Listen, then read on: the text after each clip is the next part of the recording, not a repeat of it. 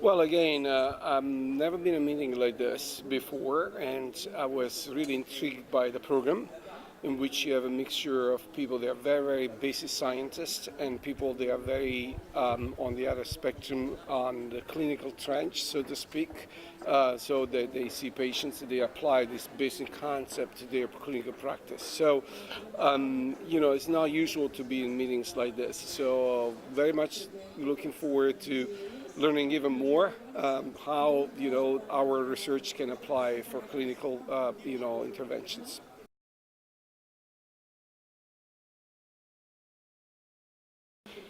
Well, evolutionarily speaking, the immune system has been built to protect us against enemies, and you don't want this always off, otherwise you have no protection.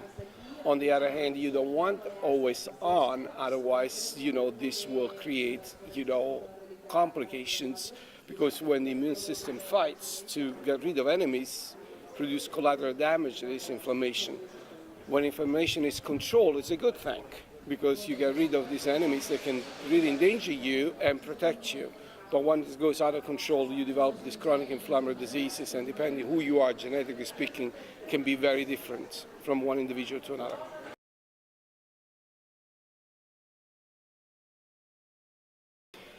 This is a brand new field, and again, when you unleash inflammation and you will eventually use weapons to get rid of this enemy, these weapons are made by chemicals like cytokines, chemokines that attract these soldiers, our immune cells on the battlefield.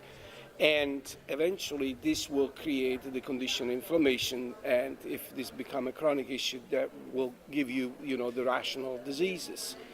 All this is to create a microenvironment so that, that battlefield can really have enemies, i.e. bacteria, for example, and soldiers, immune cells that will eventually fight and really control the situation. In order for the soldier to find out where the enemies are, there are these chemicals, chemokines, cytokines. And the only thing that we've been doing so far to treat this inflammation when they go out of control, so that you have chronic inflammation, is to use, inhibitors of these chemicals. For example, inhibitors TNF-alpha is very popular, the way that it's used now to eventually fight this inflammation. We use megadoses of these inhibitors because we don't know better. And, we are simply trying to put, the inflammation, under control. It is a brand new concept that you may not need so big kind of doses of these inhibitors, because if you have a microenvironment with small doses of these chemicals, maybe that you need small doses of counteract, inhibitors to really achieve the same goal and minimize the risk of side effects. That is the major limitation of the use of the medication that we have right now in clinical practice.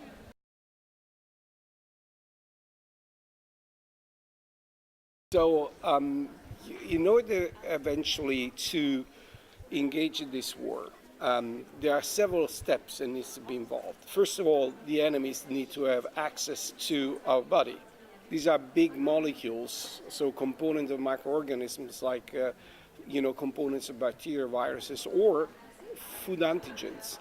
And under normal circumstances, they are kept out of our body. Why? Because we have barriers to defend us. The most obvious is the skin. That's a very thick barrier where pretty much nothing can go through unless there is something wrong. Of all the barriers with the environment, the largest by far, and the one that has really to deal with a plethora of molecules, is the gut. It's 200 square meters, so a double tennis court for each of us to deal with. And, you have friends and foes that comes through our intestine all the time. Sometimes, again, it's good that some of them, they come through. Because that's how we learn about the environment, and we learn how to fight eventually if we're under attack. And this is called technically antigen sampling. Zonulin is part of a pathway that helps this antigen sampling. The other thing is that, sometimes we want to bring the soldier outside our walls of the city, so that we have the fights outside our body. And that's also what zoning pathway does. When we are under attack, for example, we open this space in between cells, and we allow chemicals and our immune cells, like neutrophils, to go into the gut and fight outside our body, so that we don't have problems. And finally, this pathway is important for trafficking between body compartments. So if you want to go from the bloodstream to the brain, for example, zoning seems to control the blood-brain barrier and controls the barrier on our kidney and the lungs and so on and so forth. So under physiological circumstances, it's part of what we call innate immune response. So that really helps us, a first responder when we are under attack, when these interfaces are outside with the environment, like the intestine and the lung, or helps us to move stuff around, cells and molecules, from one body compartment to another. So that's the physiological role of zonulin. Of course, like anything in physiology, when it goes out of control, you spill from physiology to pathology. So if the system goes out of control, you develop diseases.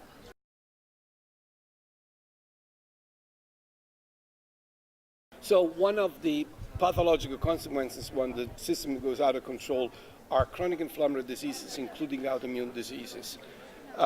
When we discovered zonulin in 2000, we start to really try to understand, in which conditions this molecule can be involved. It was dawned at that time already that there are some conditions, some autoimmune diseases, including type 1 diabetes, in which the intestine loses the intestinal barrier function. So for us, it was obvious to look into type 1 diabetes as one of the conditions in which we wonder if the zoning pathway was affected, and sure enough it is. So in order to develop type 1 diabetes, again, instigators from the environment needs to come in. Unfortunately, we don't know what kind of instigators we're talking about. It can be virus particles, bacterial particles, or other antigens that come through. And when they do, inappropriately, so in large amounts, the immune system will respond with the intent to get rid of them, as typically we all do.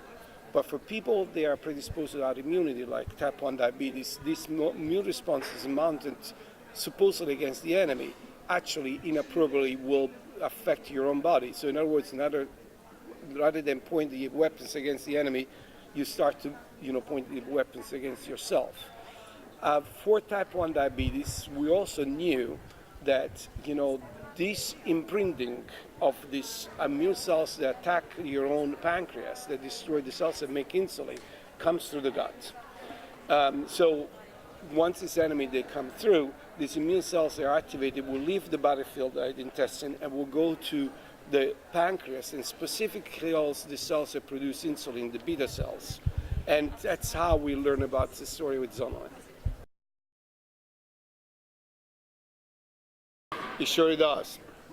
The difference here, we know who is the trigger. That is this strange protein gluten that is contained in several grains. So we know that the instigator is this molecule that, by the way, is one of the two elements, the other being an imbalance of the microbiota, we call dysbiosis, is capable to turn on inappropriately and for too long the zonulin pathway. So gluten releases zonulin, makes the intestine become more permeable, therefore it gives itself a shortcut to come in your body.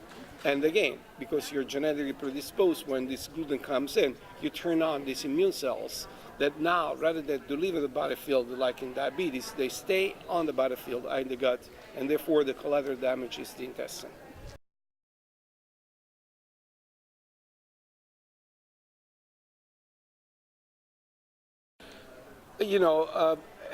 The premises of autoimmune disease has been always that it's a recipe with two ingredients: genes, many, that you need to have to be genetically predisposed, and environmental trigger you can't manage correctly because of genetic predisposition. We learned that these are definitely necessary but not sufficient. There must be other elements in order to develop autoimmunity. And, again, the immune system needs to do something wrong to attack your own body. It seems that the microbiota composition has a great deal to do with autoimmune diseases, because will epigenetically change your immune, the genes that control your immune system, so it can turn it on, your immune system against yourself, And then finally, another common denominator for most, I would not say all because it would be inappropriate, but for most autoimmune diseases is the loss of barrier function. So the increased gut permeability seems to be a common denominator for many autoimmune diseases, and even genetic studies to look at the genetic recipe for autoimmunity. One common denominator is that almost always you find genes involved in intestinal barrier control to be involved.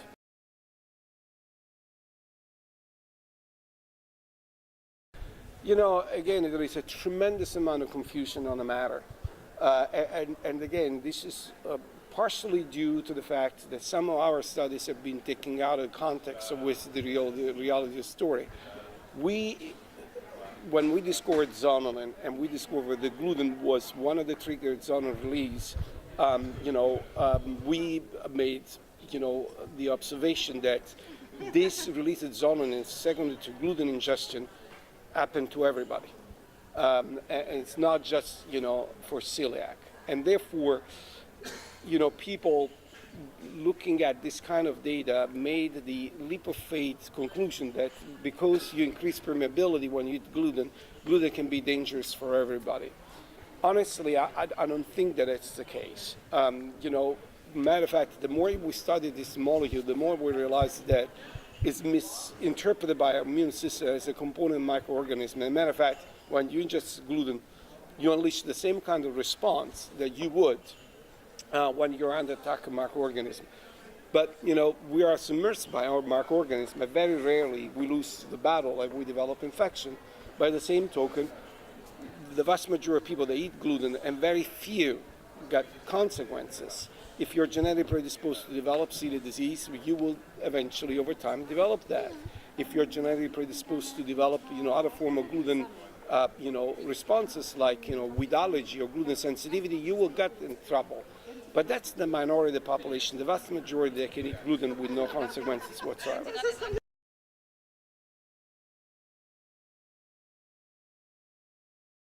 Most definitely, yes. Yeah, that would be the major mistake to say, okay, I suspect that I have a problem with gluten, and therefore I will give it a try to go on a gluten-free diet. It's like to say, I suspect that I have diabetes, and I'm going to give myself some insulin so to see if that will control my glucose. You don't do that. You want to have the diagnosis by a healthcare professional before that you do an intervention. Yeah, that's the message. Oh, absolutely. Because even if it's a diet, it's a therapeutic intervention.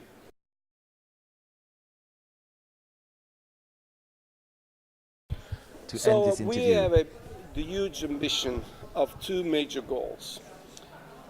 If indeed we did something wrong to fuel these chronic inflammatory diseases, we are really in a rampage of all these autoimmune diseases, neurodegenerative diseases, cancer. If we did something wrong, can we find out what we did and try eventually, if not to eliminate, to mitigate these factors so that we can slow down, if not arrest, these epidemics? I want to make clear I'm not advocating to go back in the cave and live like a caveman.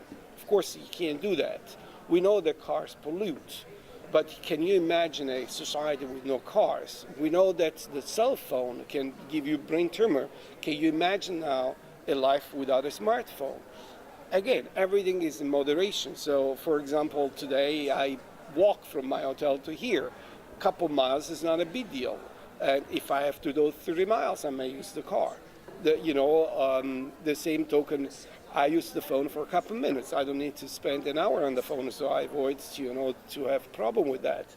So what we really need to do is, once we realize where is the problem, again, nutrition is one of them that I was telling you, what I think that would be ideal is indeed to find strategies to mitigate these epidemics. And the other thing that we are aiming to is, our ancestors were called healers and not doctors because they focused their attention on the patients in a holistic way.